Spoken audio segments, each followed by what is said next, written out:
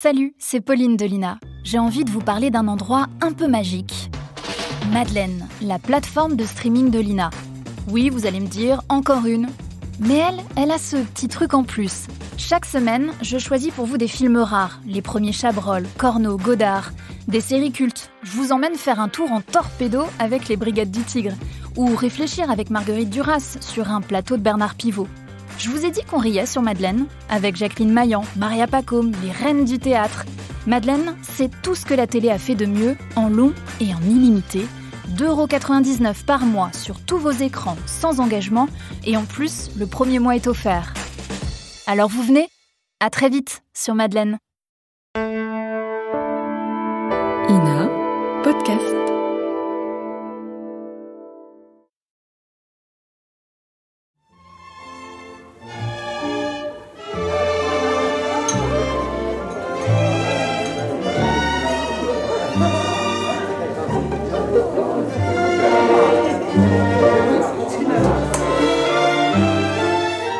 Qui dois-je annoncer, monsieur ? Arsène Lupin, gentleman cambrioleur.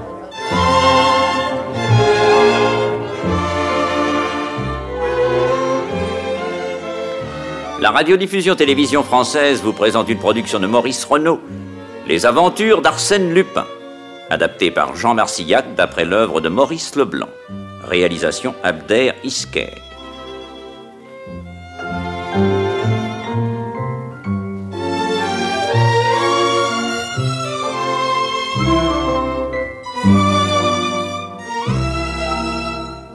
Aujourd'hui, le bouchon de cristal, 5e épisode. Bonsoir mes chers amis. Faisons un peu le point dans cette affaire du bouchon de cristal. Je vous ai raconté comment, en octobre 1912, Arsène Lupin, assisté de ses lieutenants Gilbert et Vaucheray, avait effectué un cambriolage à Enghien chez le député d'Aubrech. Au cours de ce cambriolage, Vaucheray a tué le valet de chambre Léonard. Il est arrêté, ainsi que Gilbert, et tous deux sont condamnés à mort. Lupin, qui sait Gilbert innocent de ce crime, a juré de le sauver. Et pour cela, il cherche à s'emparer d'un certain bouchon de cristal qui contient un morceau de papier plure sur lequel est inscrite une liste de 27 politiciens compromis dans le scandale financier du canal des Deux Mers. Cette liste, c'est le député d'Aubrech qui la possède et l'utilise comme moyen de chantage. Vous vous souvenez que ce d'Aubrech, aussi répugnant personnage au physique qu'au moral, est depuis toujours amoureux de Clarisse, la mère de Gilbert, veuve de Victorien Mergy, homme politique intègre, dont le nom figure par erreur sur la liste des 27. Grâce à cette liste, d'Aubrech peut, quand il le veut, publier le nom de Mergy et le déshonorer. Il peut aussi agir auprès des pouvoirs publics pour qu'on ferme les yeux sur une évasion éventuelle de Gilbert, à condition toutefois que Clarisse, qui est encore très belle, consente à devenir sa maîtresse, puis sa femme. Sinon, il fera jouer toute son influence pour qu'au contraire, Gilbert soit guillotiné au plus tôt. Voilà pourquoi Arsène Lupin veut reprendre au maître chanteur la fameuse liste, dont il se servira à son tour pour faire pression auprès du gouvernement et faire évader Gilbert. Mais, en échange, Lupin, lui, ne demandera rien à Clarisse, dont il est pourtant très amoureux. Pour arriver à ses fins, il décide d'enlever d'Aubrech, et il le forcera, fût-ce par des tortures, à dire où il a caché le bouchon de cristal. Malheureusement, à l'heure H, il est devancé par le marquis d'Albufex, dont le nom figure sur la liste compromettante. Le marquis enferme le député dans un vieux donjon et réussit à le faire parler. Pendant ce temps, Arsène Lupin s'est hissé jusqu'à la fenêtre de la cellule où est enfermé d'Aubrech. Il scie les barreaux et il le fait descendre par une échelle. Bien entendu, arrivé en bas, il le fera prisonnier pour lui arracher son secret. Mais, peu avant d'atteindre le sol, d'Aubrech frappe d'un coup de couteau Arsène Lupin qui tombe, grièvement blessé.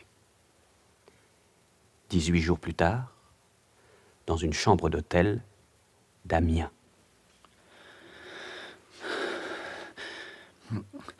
Où suis-je ?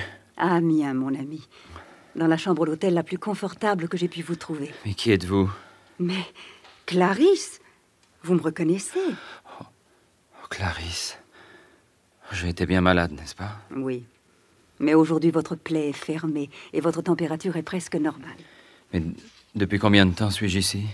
18 jours. Mais que s'est-il passé? Je ne sais plus. Daubrec vous a donné un coup de couteau entre les épaules. Puis il a continué à descendre, armé de votre revolver. Balu lui a sauté dessus. Daubrec a tiré. J'ai été blessé à l'épaule et Grognard l'a poursuivi à coups de revolver. Mais il a réussi à s'échapper. Vous avez été blessé? Oh, peu de choses. Une semaine plus tard, il n'y paraissait plus. C'est vous qui nous avez donné bien des inquiétudes. Heureusement, tout cela est fini.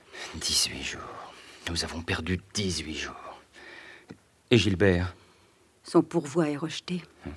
Nous ne faisions guère d'illusions. On espère, malgré soi. Mais il reste la grâce. La grâce. Croyez-vous qu'on gracie les complices d'Arsène Lupin? Hier, j'ai vu l'avocat de Gilbert. Il sait bien, hélas, ce que décidera la commission. Mais le président de la République? Le président se conforme toujours à l'avis de la commission.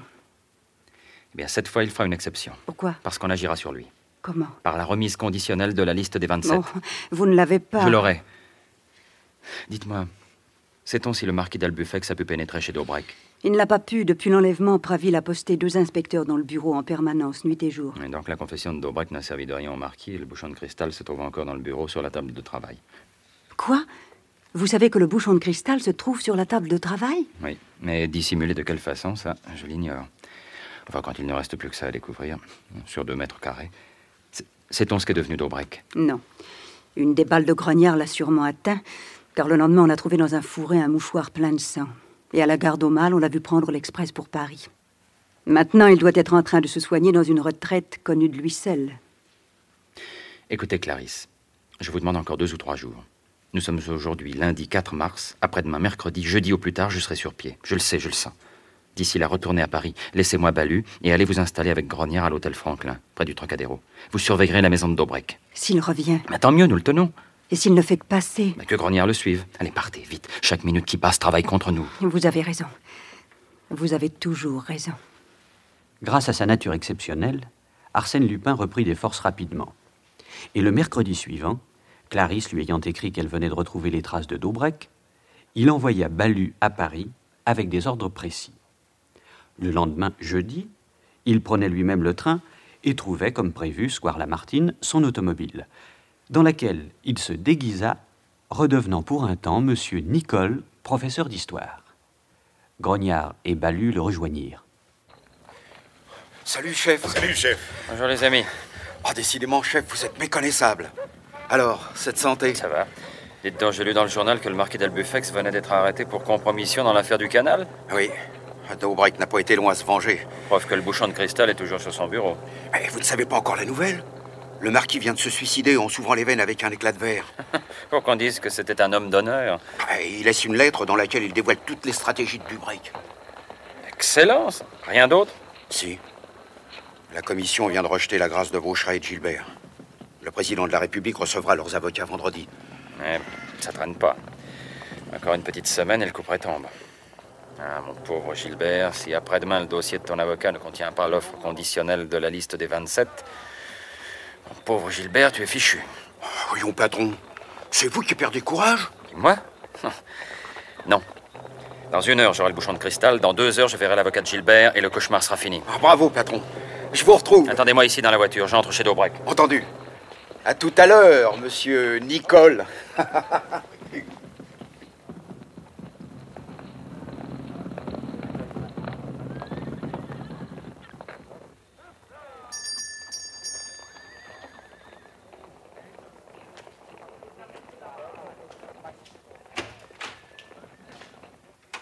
Qu'est-ce que c'est? Pardon, monsieur l'agent. Monsieur Praville est-il ici? Ah non, monsieur le secrétaire général n'est pas à Paris en ce moment. Mais il y a ici pour remplacer l'inspecteur principal Blanchon. On me demande? Oui, c'est moi, monsieur l'inspecteur principal. Je suis monsieur Nicole. Ah, monsieur Nicole, enchanté. J'ai ordre de me mettre à votre entière disposition. Et ça, on peut dire que vous tombez bien. Entrez.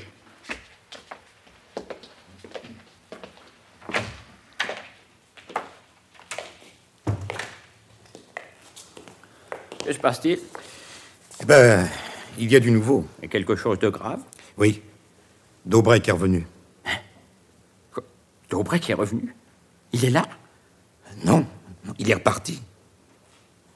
Et il est entré dans son bureau? Oui, Quand? ce matin. Vous ne l'avez pas laissé seul, j'espère.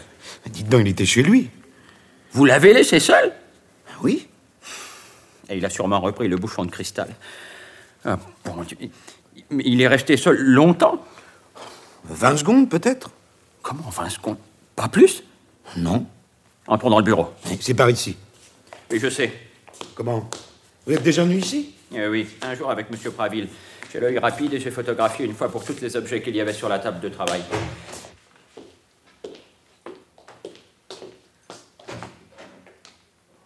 Je suis sûr que l'objet qui manque, je vais le retrouver immédiatement dans ma mémoire. Oh! Tiens, parbleu. Oh, ça par exemple. Ben je comprends alors pourquoi, quand il était à bout de souffle, il disait « Marie, Marie ». Inspecteur Blanchon, je sais maintenant dans quoi Daubrec cache le bouchon de cristal. Au revoir et à bientôt. Mais... Monsieur Nicole, bon, entre nous pouvons dire Arsène Lupin, retrouva dans l'automobile Balu et Grognard qui l'attendaient. Ils allèrent immédiatement à l'hôtel Franklin, où Clarisse devait les rejoindre. Or, elle était revenue au début de l'après-midi et repartit aussitôt, laissant dans sa chambre une lettre pour ses amis. Balu, lis-moi cette lettre, vite. Daubrec vient de faire porter ses bagages à la gare de... Et il a téléphoné qu'on lui réserve une place de wagon-lit pour... je ne sais pas l'heure du train, mais je serai tout l'après-midi à la gare. Venez aussitôt que possible. On préparera l'enlèvement. Mais pourquoi ne me dis-tu pas le nom de la gare et le pays pour lequel il a pris son billet? Parce que les noms n'y sont plus.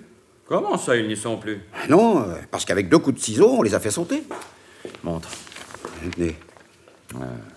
Les 2 seuls mots utiles ont disparu. Elle est devenue folle. Non. Je commence à comprendre. Daubrec est venu ici. Daubrec? Oui. Clarisse croyait le prendre en filature et le surveiller. C'est lui, au contraire, qui mettait de la complaisance à se laisser filer et qui, en fait, la surveillait, elle. Mais comment? Un valet de chambre de cet hôtel est certainement à sa solde. Quand il a vu la lettre, il a prévenu Daubrec, qui est venu en prendre connaissance, et par ironie, il s'est amusé à couper seulement les mots essentiels. Bon, en tout cas, il n'y a pas une seconde à perdre. Alors que Grognard reste ici, prêt à toute éventualité, quant à nous 2 filons. Où ça? À la gare de Lyon. Pourquoi la gare de Lyon? Et parce que, je lis dans la lettre, Daubrec vient de faire porter ses bagages à la gare de... Bon, ce n'est donc ni la gare Saint-Lazare, ni la gare Montparnasse, ni la gare d'Orsay, ni la gare du Nord. Hein? Alors ça ne peut être que la gare de l'Est ou la gare de Lyon. Or, je suppose que le domaine électoral et la santé de Daubrec l'incitent plus à aller vers Marseille et la Côte d'Azur que vers l'Est de la France, où il n'a que faire sinon prendre froid. Hein? Crois-moi, essayons la gare de Lyon. Allez, viens.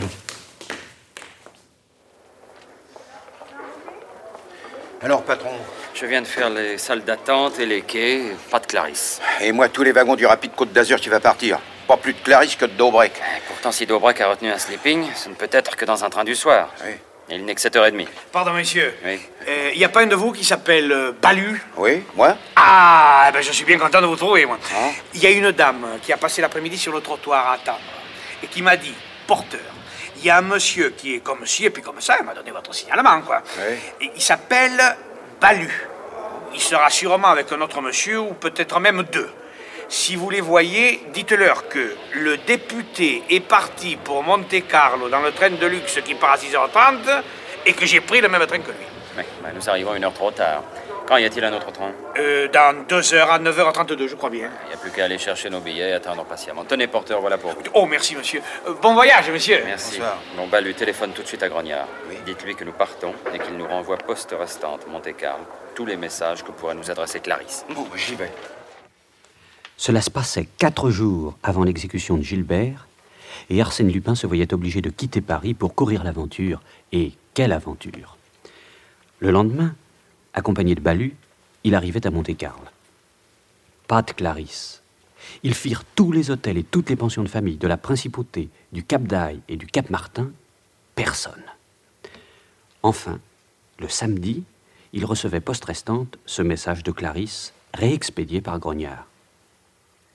Il est descendu à Cannes et reparti pour San Remo, ambassadeur Palace. Signé Clarisse. Lupin et Balu reprirent le train, et à midi, ils entraient en gare de San Remo. Le portier de l'ambassadeur Palace les attendait sur le quai.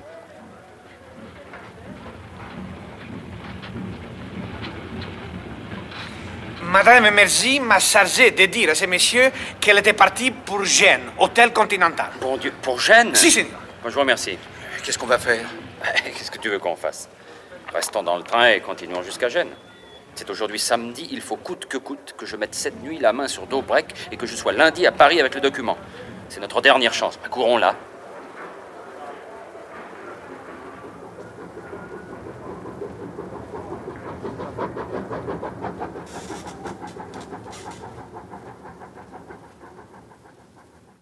Pauvre Lupin. En arrivant à Gênes, il ne se doutait pas qu'à la même heure, Clarisse, filant toujours leur ennemi, arrivait à Nice et prenait une chambre à l'hôtel Negresco. Le numéro 130, séparé seulement par une double porte du numéro 129, occupé depuis 1 heure par Daubrec.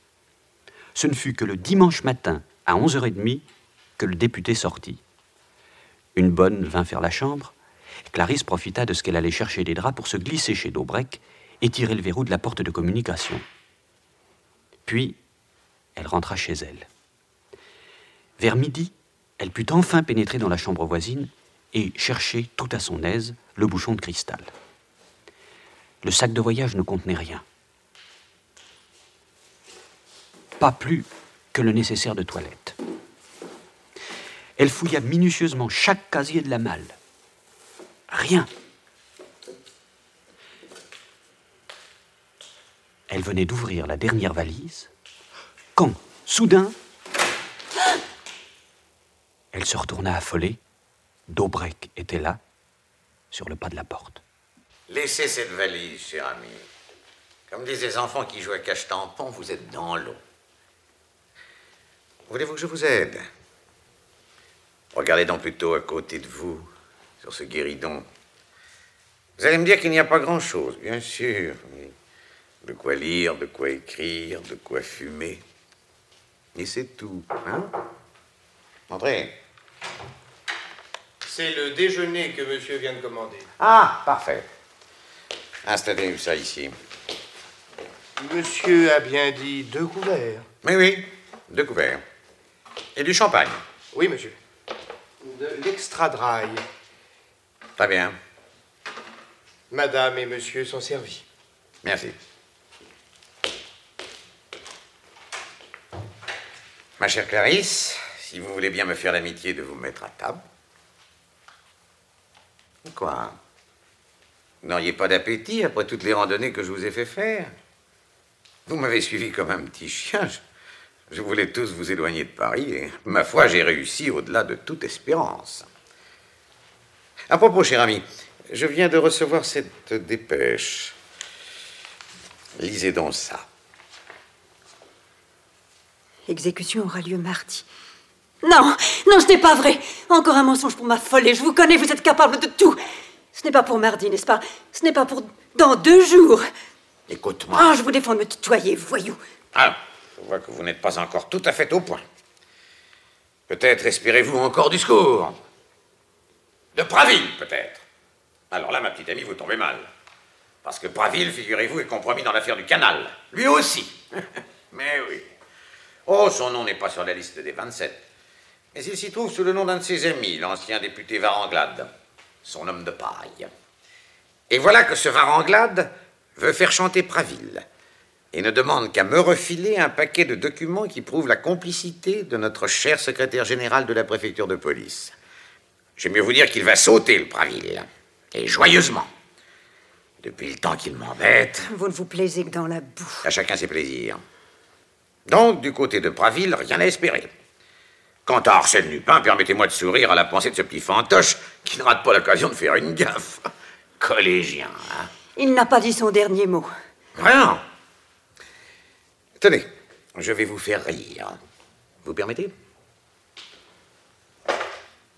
Allô? Allô, ici la chambre 129. Voudriez-vous faire monter un de mes amis, monsieur Jacob, qui est assis dans le hall, s'il vous plaît?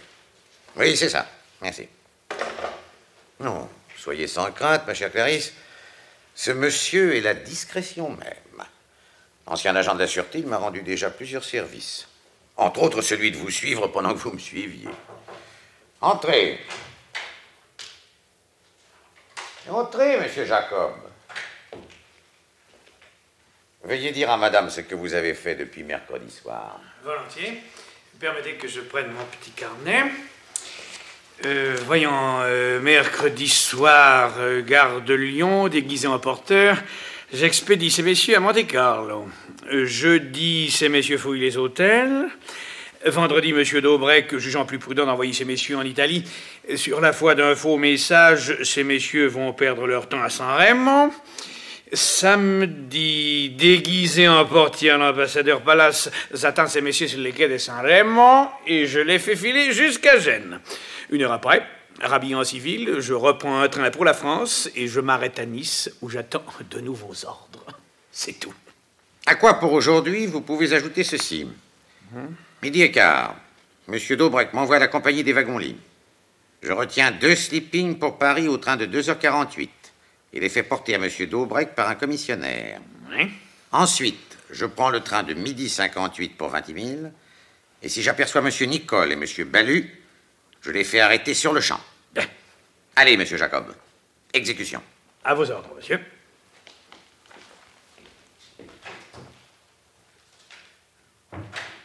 Alors, Clarisse, tu as enfin compris? Écoute-moi bien. Il est 12h15. Or, c'est à 2h48 que part le dernier train qui peut me mettre à Paris lundi. C'est-à-dire à l'extrême limite pour que je puisse encore sauver ton fils. Dois-je partir? Oui. Nos sleepings sont retenus. Tu m'accompagnes? Oui. Tu connais mes conditions? Oui. Tu les acceptes? Oui. Tu seras ma femme? Oui. Oui, oui, toujours oui. Tu promettrais la lune pour sauver Gilbert, hein? Seulement, quand le bon gros Daubrec offrira sa bague de fiançailles, on lui rira au nez. Mal donne, mon vieux. Gilbert est libre. Maintenant, on va te faire dans l'air. Non, ma chère, non, pas si bête. Je vais exiger des pouvoirs publics, non pas la grâce de ton fils, mais un sursis à l'exécution. Oui, 3 ou 4 semaines. Et quand Madame Mergy sera devenue Madame Daubrec, alors seulement je réclamerai la grâce, c'est-à-dire la substitution de peine. Et sois tranquille, on me l'accordera. J'accepte. Pour le sauver, je vendrai mon âme. Ce n'est pas ton âme que je veux. Tu peux bien me détester, qu'est-ce que ça me fait si ton corps m'appartient? À 20 ans que toutes mes pensées, tous mes actes tournent autour de cet amour qui me ronge. Toi, la seule femme que j'ai aimée, je vais... Non, laissez-moi. Je te jure bien que le bourreau, lui, n'y mettra pas tant de forme quand il empoignera ton fils. Tu fais bien les manières, hein? Mais pense donc que ça va se passer dans 40 heures. 40 heures, pas plus. Et tu hésites. Allons, sauve ton fils.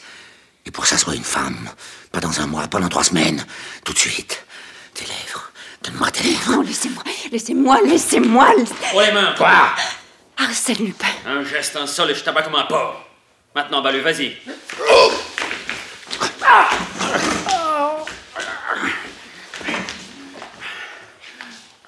Voilà, patron. C'est fait. Je ne connais rien de plus efficace. Un tampon de chloroforme sous le nez et voilà le brigand endormi comme un bébé. Dodo.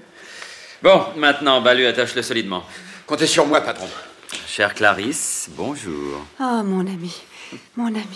Quand je pense que cette crapule a osé m'appeler fantoche. Non, mais regardez-moi de quoi il a l'air, lui, avec son tampon doigt sous le nez. Étonné. Avec cette pipe que je lui plante dans le bec. Oh, cessez, mon ami, je vous en prie. Pensons à Gilbert. Mais je ne fais que ça, ma chère Clarisse. Comment, je ne comprends pas. Suivez bien mes gestes. Ce gros poussa qui est là en train de dormir, avec sa pipe au bec. Peut-être serait-il moins grotesque avec du tabac dans sa pipe, non? Mais pourquoi? Regardez bien. Je saisis ce paquet de Marinan qui est là, sur ce guéridon. Je brise la bande de garantie apposée par la régie. J'ouvre. Je prends une pincée de tabac, une autre encore. Et regardez donc, Clarisse. N'ai-je pas la berlue? Cet objet brillant qui m'a l'air bien soigneusement caché dans son écran de tabac, ne serait-ce pas... Le bouchon de cristal. C'est lui. Le bouchon de cristal. Ah oui, celui-ci n'a pas des raflures à la tige.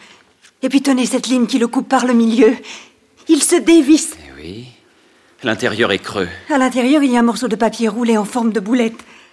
Le papier plure. La liste. C'est la liste. Langeroux, De Chaumont, Voranglade, d'Albufex, Victorien Mergy. Et en dessous, là, la signature du président du canal des Deux Mers. Nous avons gagné, Clarisse. Nous avons gagné. Oh, vous êtes un homme merveilleux. Mais vous connaissiez donc la cachette? Un simple coup d'œil sur le bureau de Daubrec à Paris m'avait fait constater la disparition de ce paquet de tabac. En outre, dans le donjon, quand d'Albufex l'avait obligé à parler, Daubrec avait prononcé le mot Marie.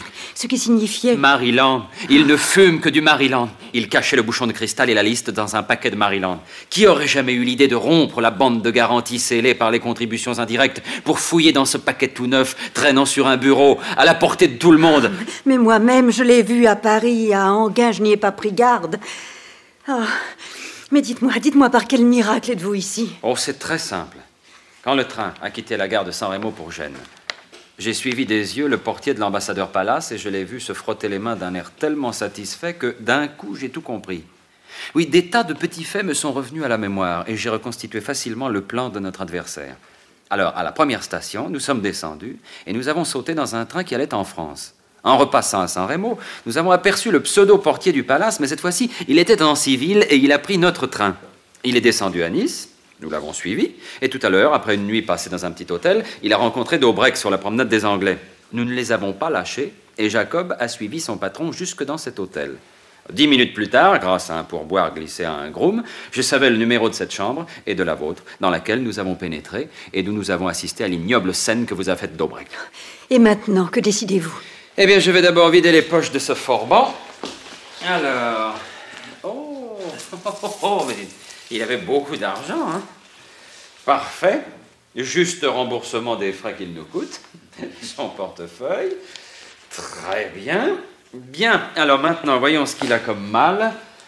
Oh, mais c'est inespéré. Un grand panier d'osier dans une housse de Moleskine. Balu, aide-moi à enlever les casiers. Voilà, patron.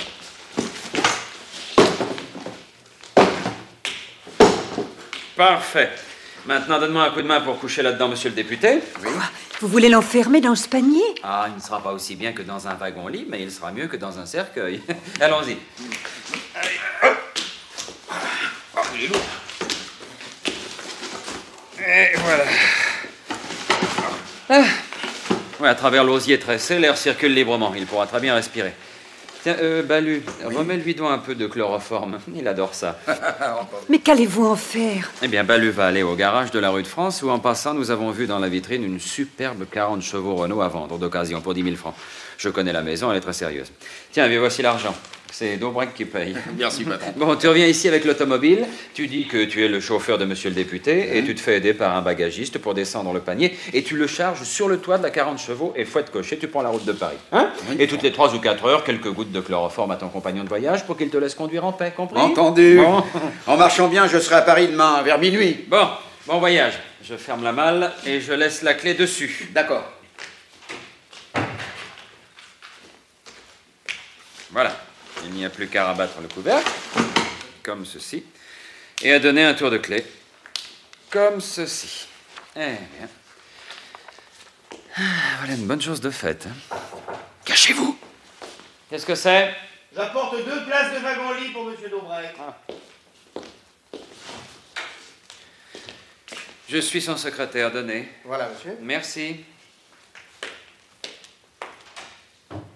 Et voici, chère Clarisse. 2 sleeping pour vous et moi. La compagnie de Daubrec vous eût été odieuse, j'espère que la mienne vous sera supportable. Ce portefeuille contient une carte de député. Nous voyagerons donc sous le nom de Monsieur et Madame Daubrec, et l'on aura pour nous tous les égards dus à notre rang. Allez, souriez, hein? Et convenez qu'en dépit de ces tristesses, la vie parfois ne manque pas de bouffonnerie. Clarisse et Arsène Lupin arrivèrent à Paris le lendemain matin à 8 heures. Monsieur Nicole téléphona à Praville, secrétaire général de la préfecture de police, et rendez-vous fut pris pour le même jour à 5 heures de l'après-midi. C'était déjà bien tard pour négocier la remise de la liste contre la grâce de Gilbert. Les journaux annonçaient l'exécution capitale pour le lendemain à l'aube. À 5 heures, Clarisse et Lupin entraient dans le bureau de Praville. Veuillez vous asseoir. Merci. Ainsi, monsieur Nicole, d'après ce que vous m'avez dit ce matin par téléphone, vous auriez repris à Daubrec la liste des 27. Oui, monsieur. Mes compliments. Car, je ne vous le cache pas, nous serions assez désireux d'entrer en possession de ce papier. Si ce n'est qu'un désir, Praville, je crains que nous ne puissions nous entendre. Oh, s'il faut consentir à quelques sacrifices... À tous les sacrifices. Expliquez-vous.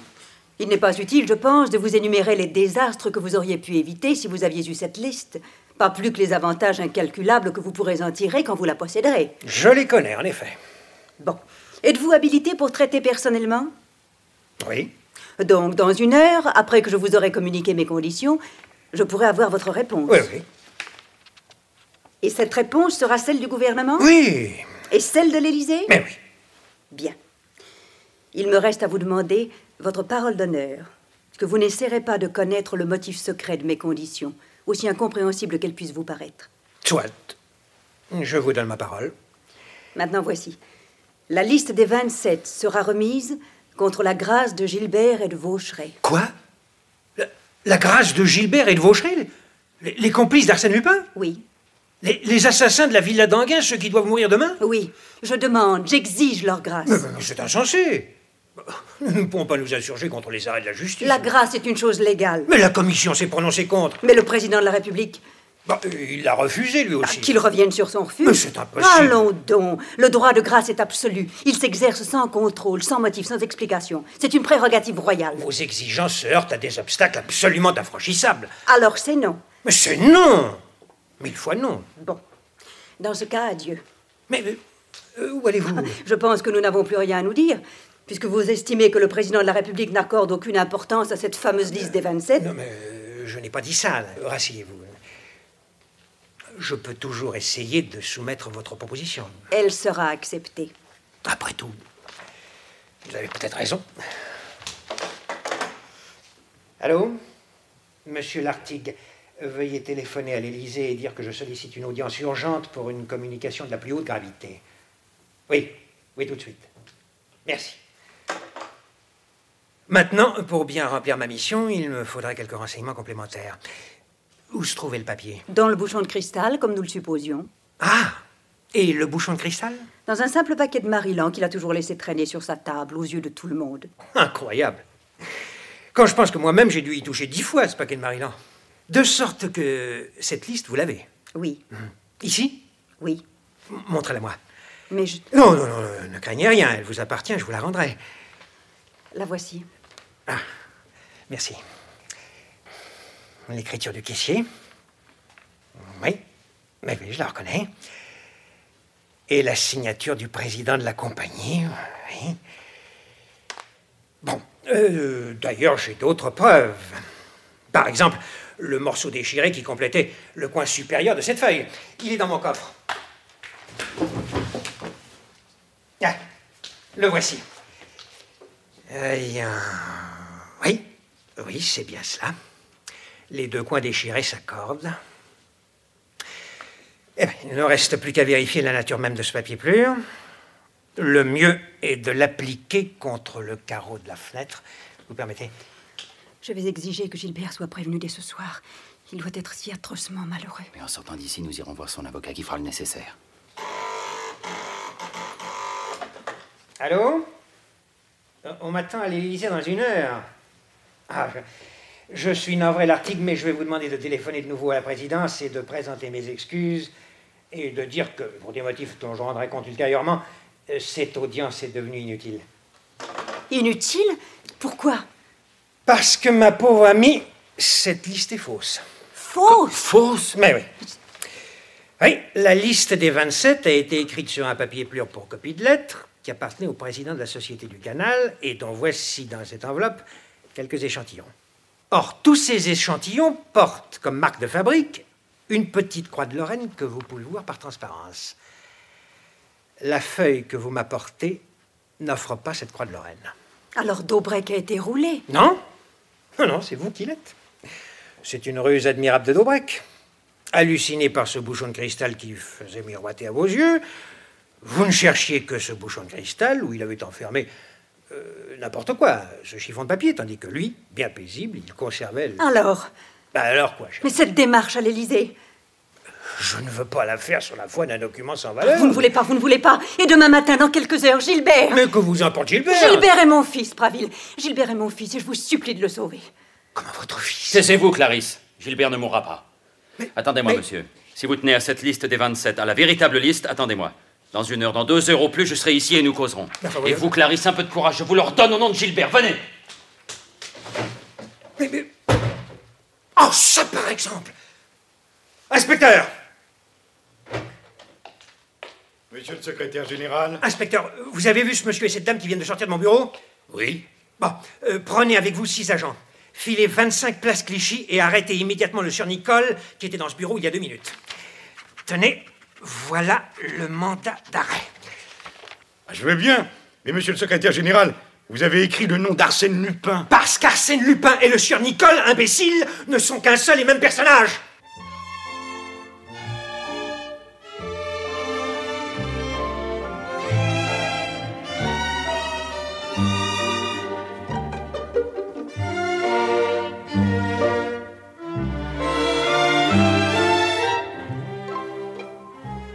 Dans la série Les aventures d'Arsène Lupin, vous venez d'entendre, adapté par Jean Marcillac d'après le roman de Maurice Leblanc, Le bouchon de cristal, 5e épisode. C'est une production de Maurice Renaud.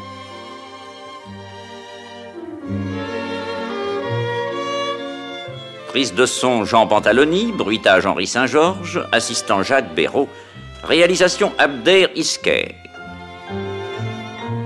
Avec, dans le rôle d'Arsène Lupin, Michel Roux. Le député d'Aubrec, Jean Martinelli. Praville, Jacques Mancier. Et Lucien Frégis, Jacques Danoville, Albert Médina, Philippe Dumas.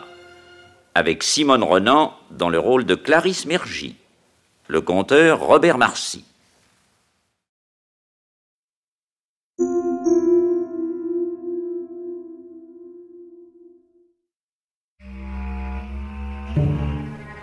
Marie Bénard a-t-elle empoisonné à l'arsenic son mari et 12 autres membres de sa famille?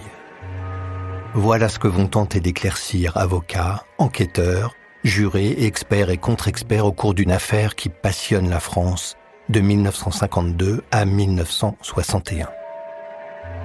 Pas moins de 3 procès seront nécessaires pour parvenir à juger celle que tout le monde surnomme alors l'empoisonneuse de Loudun. À travers les chroniques judiciaires de Frédéric Potcher, la star de la profession à l'époque, le podcast Les Archives du crime vous fera éprouver, à votre tour, les tourments de la justice dans l'une des plus fameuses énigmes d'empoisonnement du XXe siècle. L'affaire Marie Bénard est à retrouver chaque jeudi à midi dans le podcast Les Archives du crime sur toutes les plateformes d'écoute et sur podcast.ina.fr.